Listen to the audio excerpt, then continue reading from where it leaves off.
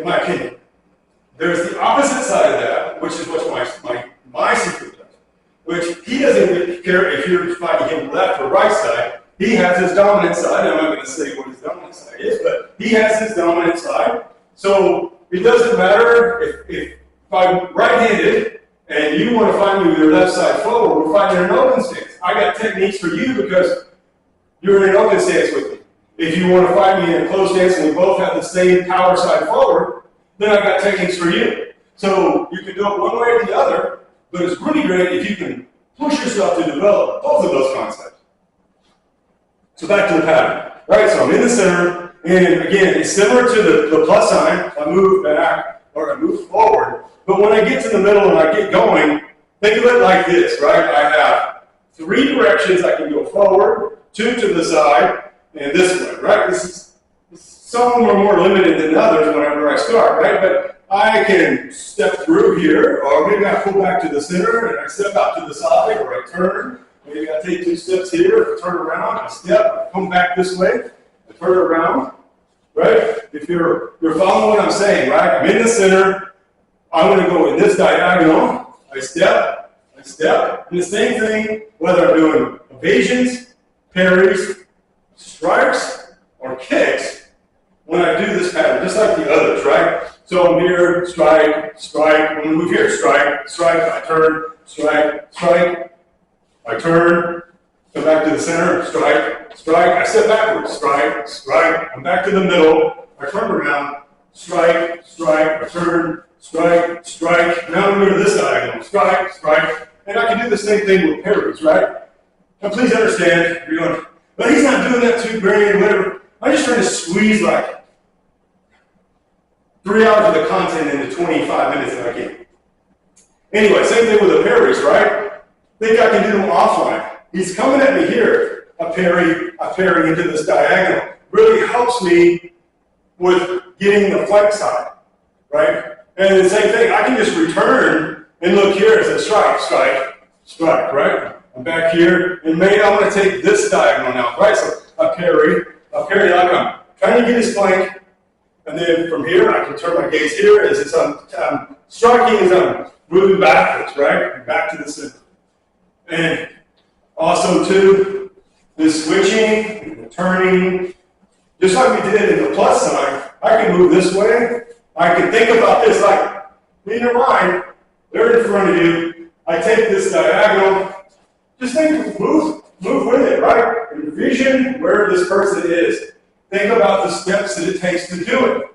But if I don't work on my agility and my coordination, it's harder to do than you think. You start moving like this, and you start wanting to strike, and you've got to time, we'll say the hands with the movement of the feet. Always start with strikes and parries. The kicks are going to be difficult. If you don't believe me, try to do it without pauses and hesitations. Meaning the person steps, they kind of pause a second, and they'll come up and do a kick. But can you be here and strike, move, kick, strike.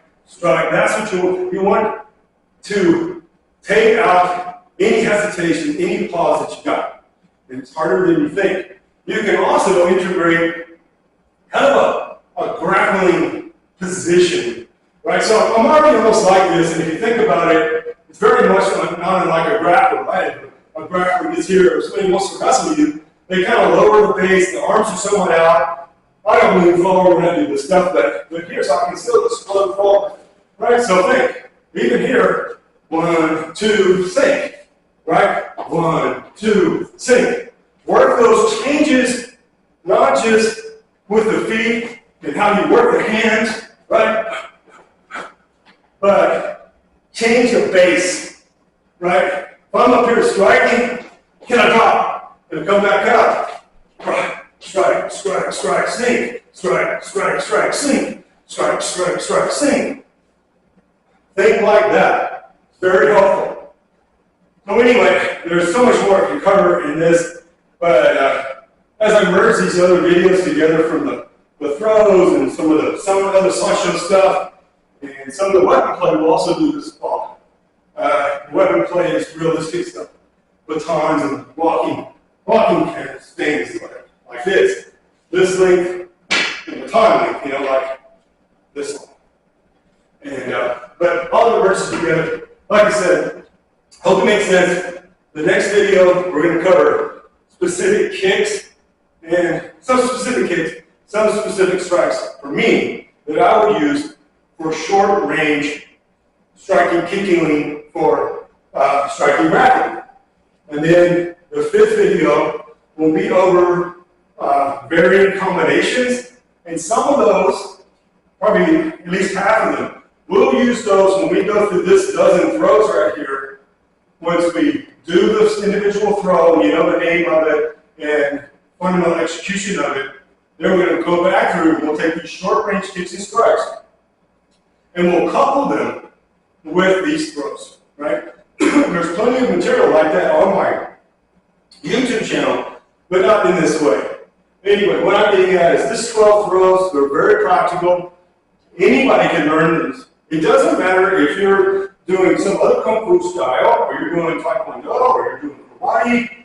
I don't know, if you're doing MMA and you want to look at some short range kicking, striking to takedowns to help you facilitate your grappling on the ground. These are excellent for that.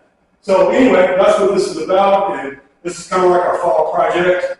And we have students going to be doing a blue belt test probably in November, and we're going to film some of that so you get an idea of what a blue belt test is like too for squat jump. And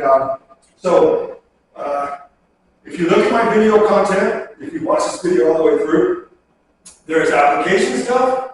There is stuff where I'm talking about things for Tai Chi. There's Tai Chi forms. There's squat jump content. It is a lot of stuff, and you may not like all of my videos, but at least the ones you do like, if you could like and share them, if you could, and subscribe to my channel, I encourage others to. Thank you for watching.